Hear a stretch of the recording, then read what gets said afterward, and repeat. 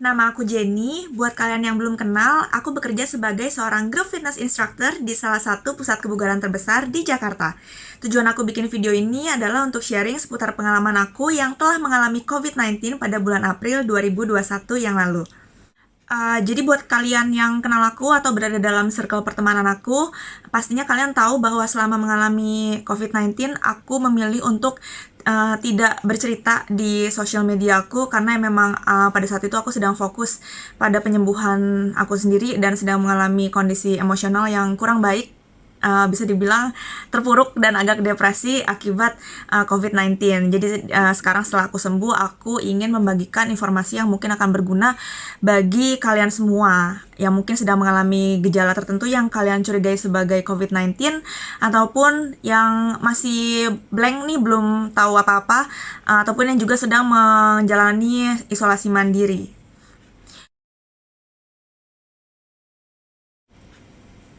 Aku terkonfirmasi positif COVID-19 itu tepatnya pada tanggal 7 April 2021. Dan setelah itu aku menjalankan isolasi mandiri selama sebulan penuh lamanya sampai aku PCR negatif. Lama banget ya. Ya, aku pikir tadinya memang kalau orang yang gaya hidupnya sehat, kalau kena COVID bisa cepat negatif. Karena orang lain yang aku dengar tuh kayak cuman butuh 5-7 hari untuk jadi negatif. Tapi aku kenyataannya lama guys, butuh sebulan penuh untuk jadi negatif dan aku nggak tahu kenapa selama itu. Ya memang udah nasibnya, udah jalannya ya kali ya. Gitu. Well, menurut aku semua orang sangat possible ya kena COVID-19, baik mereka yang tidak keluar rumah sama sekali maupun yang setiap harinya keluar rumah, dan baik untuk orang-orang yang gaya hidupnya sehat banget sampai yang gaya hidupnya memang kurang sehat. Jadi semua yang belum pernah kena itu sangat possible terkena. Apalagi penyakit ini kan lumayan random ya menularnya. Kalau ditanya kena dari mana, jujur selama isolasi aku sempat flashback dan mengira-ngira, menebak-nebak terkena dari mana. Well, nggak ada jawaban yang pasti ya. Dan kalau menurut aku, kalau misalnya teman kalian atau saudara kalian ada yang terkena COVID-19 yang positif, lebih baik jangan ditanya kena dari mana, karena mereka juga mungkin bingung, dan apalagi kondisi psikologi mereka saat dinyatakan positif COVID itu pasti sangat tertekan dan bingung gitu loh, harus gimana ya, kayak pokoknya down banget. Jadi jangan ditanya kena dari mana, lebih baik bilang aja semangat ya, semoga cepat sembuh. Atau mungkin kalau kalian bersedia kirim-kirim makanan gitu atau hibur-hibur teman atau saudara kalian yang positif, itu lebih bagus lagi gitu.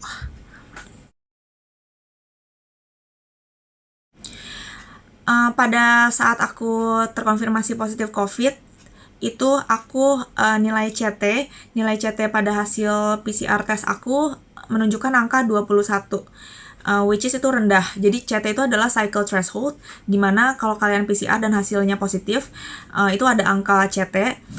Semakin rendah angka CT-nya, berarti semakin banyak virus COVID-19 yang terdeteksi di dalam tubuh kalian.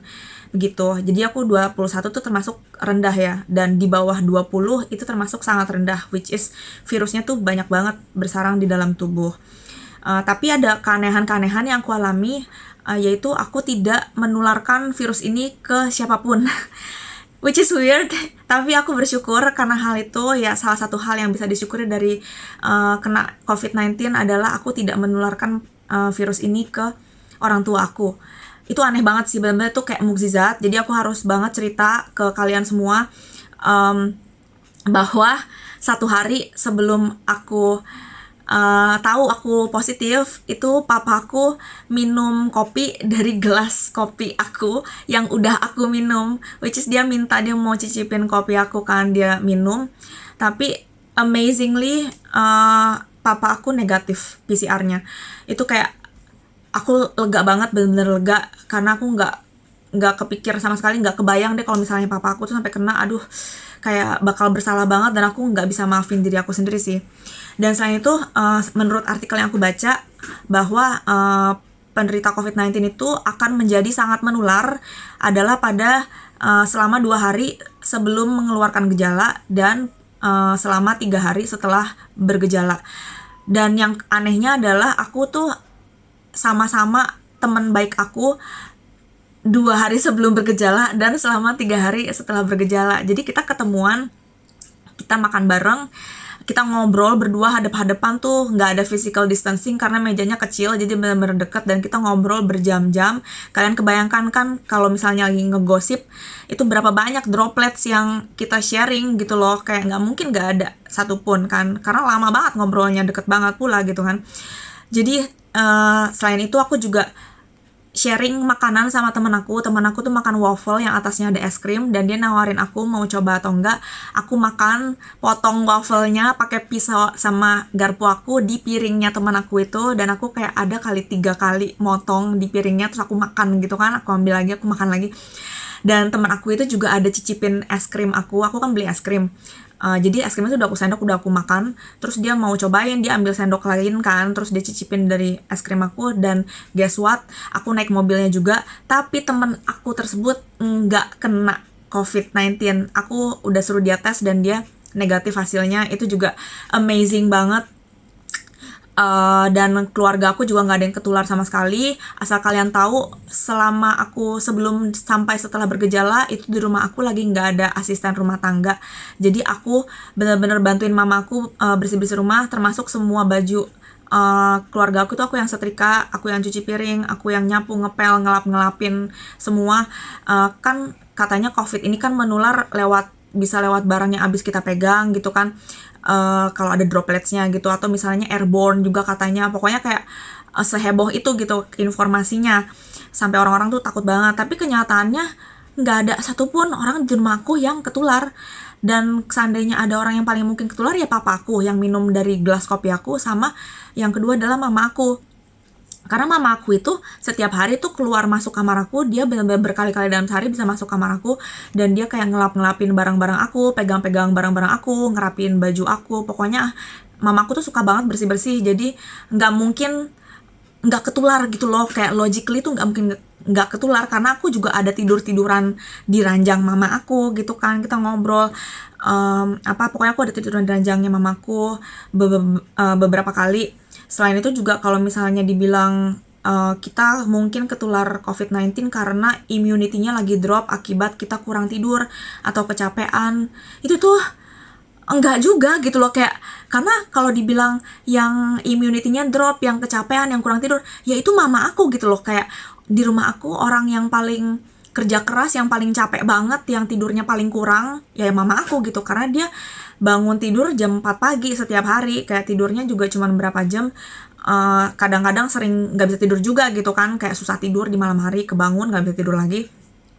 Dan dia capek banget, dia masak, bersihin rumah, jaga toko, semua gitu kan, dia yang ngurus. Kalau dibilang yang paling mungkin kena COVID, ya mama aku sih, bukan aku gitu. Karena bisa dibilang aku tuh orang paling sehat, paling muda, paling sehat, paling kuat di rumah aku gitu loh. Jadi malah aku yang ketular, dan yang hebatnya lagi aku tidak menularkan ini ke siapapun juga. Bahkan ke teman-teman aku yang nggak bisa dibilang sesehat aku gitu gaya hidupnya kan. Jadi aku juga ya amazing sih, kayak penyakit ini menurut aku random ya kena orang, kayak nggak tentu kalau kalian diem di rumah terus kalian akan aman dari virus ini. Ya nggak juga, karena aku juga banyak dengar cerita dari teman-teman aku yang teman-temannya mereka nggak keluar rumah sama sekali tapi kenyataannya bisa ketular COVID-19. Itu lebih ajaib lagi gitu kan. Jadi kalau menurut aku penyakit ini ya udah nasib aja sih, kalau kalian kena ya kalian merupakan orang-orang pilihan Tuhan untuk menanggung penyakit ini. Jadi ini bisa dibilang selama menjalani isolasi itu adalah menjadi waktu kalian bisa contemplating, bisa introspeksi diri, berpikir banyak hal gitu, menyusun rencana hidup kalian ke depan, merenung dan sebagainya ya. Menurut aku penyakit ini adalah karma buruk dari perbuatan aku di masa lalu gitu sih. Jadi aku terima aja lah, udah nasib, aneh banget juga kan. Dan kalau misalnya pengen nyalahin orang yang nularin virus itu ke aku, ya aku juga ya kesel sih, cuman kayak ya udahlah, it happened already, aku juga udah sembuh gitu kan, ya udahlah nggak usah nyalain orang. Jadi sekarang kayak aku lebih hati-hati aja sih kalau keluar rumah, karena nggak mau ketularan lagi kan, amit-amit. Jadi benar-benar jaga kebersihan. Aku setiap abis keluar dari rumah, kalau aku buka masker itu pas sampai di rumah aku pasti harus cuci hidung pakai cairan NaCl, dan aku juga kumur-kumur pakai betadine sama gargle di tenggorokan juga. Jadi karena virus itu kan akan bersarang masuk dari saluran pernafasan, which is dari hidung kita sama dari tenggorokan. Jadi lebih baik dibersihin deh setiap kali abis keluar dari rumah gitu.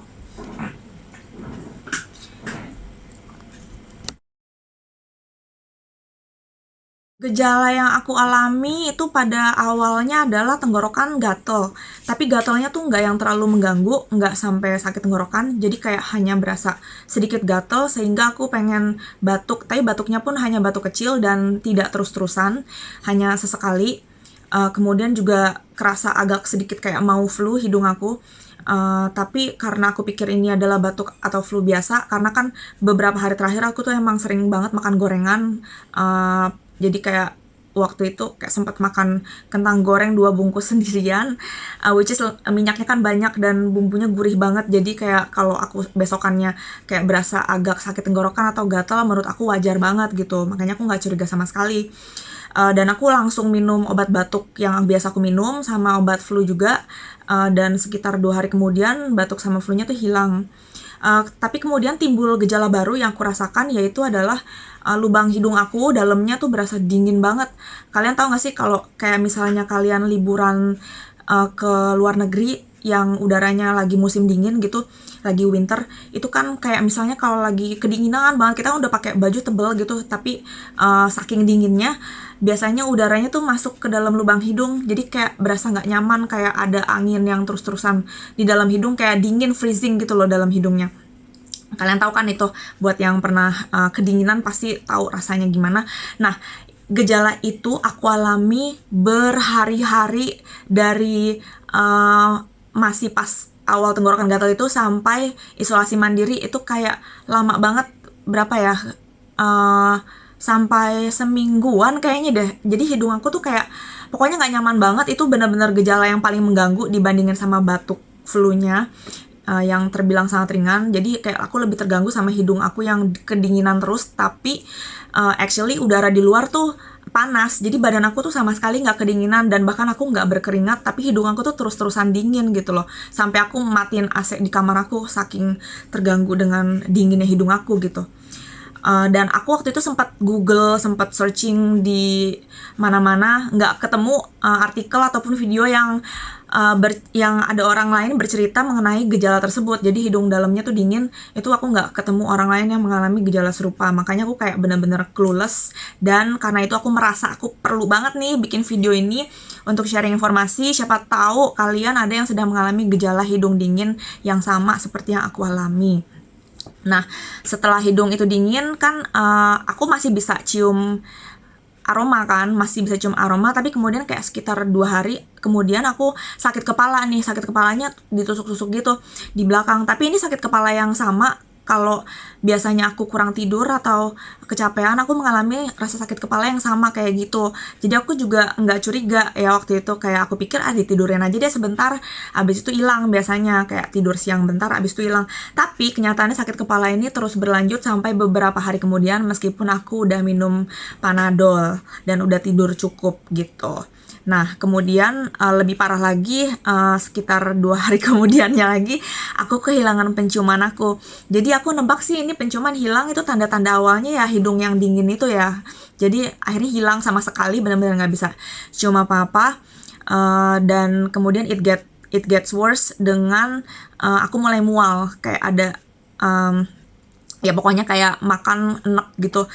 Oh ya, tapi lidah aku masih normal ya, aku bisa merasakan rasa makanan tuh normal, nggak ada masalah sama sekali. Jadi nafsu makan juga masih nafsu. Dan untuk demam, aku sih nggak demam ya. Kayaknya orang-orang pada ngalamin demam, tapi kalau aku sih nggak. Dan badan aku tuh sama sekali nggak berasa meriang atau ngilu kayak seperti kalau aku lagi masuk angin demam gitu. Ini sama sekali fine. Muka aku juga nggak kerasa panas. Kalau demam kan biasanya panas tuh berasa sebadan-badan sampai merah mukanya. Dan itu nggak sama sekali. Jadi ya cuman gejala-gejala yang tadi aku sebutin sih.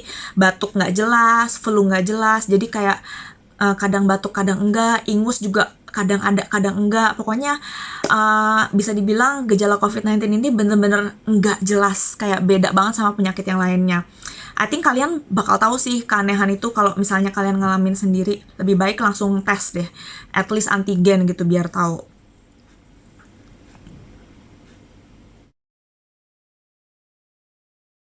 Oke, yang dirasakan selama isolasi, jujur aku gejalanya ringan banget, cuman yang aku sebutin itu, jadi aku nggak perlu sampai bed rest, nggak yang terkapar di kasur gitu, nggak. Jadi aku bener-bener, kalau in terms of physics, aku masih normal banget, kayak energi level aku tuh masih sama, kayak aku lagi nggak sakit, jadi aku bisa olahraga, angkat beban, bisa push up, dengan tidak ada masalah sama sekali.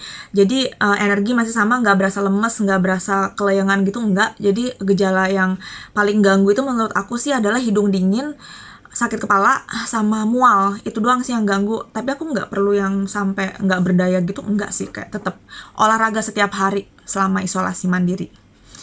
Dan karena gejala aku ringan itu aku melakukan isolasi mandiri. Jadi aku nggak yang pergi ke rumah sakit gitu, enggak sih. Meskipun secara fisik aku enggak terlalu bermasalah, jadi sakitnya itu yang ada sakit kepala, mual, dan kurang enak badan itu hanya aku rasakan selama 5 atau 6 hari. Setelah itu everything was good, kayak udah nggak sakit kepala, udah nggak mual. Aku cuman ngerasa kayak apa ya, batuknya aja sih, batuk ringannya itu kayak masih ada, kayak nggak sembuh-sembuh. Tapi nggak mengganggu banget juga, kayak I felt fine gitu, totally fine. Cuman emang masih positif gitu. Dan kalau yang aku rasa sih sebenarnya secara fisik kurang masalah, tapi secara psikis ya yang masalah. Jadi kayak aku sempat merasa down banget, kayak terpuruk karena diisolasi itu. Jadi kayak setiap hari aku bangun tidur sampai mau tidur lagi tuh bener-bener cuman sendirian, kayak cuman bisa komunikasi lewat chat. Terus aku nggak bisa keluar rumah juga kan, kayak aku cuman berjemur doang dalam sehari, ya 1 sampai setengah jam keluar dari kamar untuk berjemur, that's it. Jadi benar-benar tertekan karena kehilangan freedom sih, kehilangan freedom, terus kayak nggak bisa keluar rumah sama sekali. Itu yang bikin aku tertekan. Dan aku yang salah satu hal lagi yang bikin tertekan adalah karena aku isolasinya tuh lama banget, sebulan guys. Itu kayak orang lain bisa cuman 5 atau 7 hari udah PCR negatif, sementara aku tuh udah isolasi 3 minggu masih positif terus. Jadi itu yang bikin stres dan depressed sih actually, kayak sempet ya gitulah, sempet down banget di situ.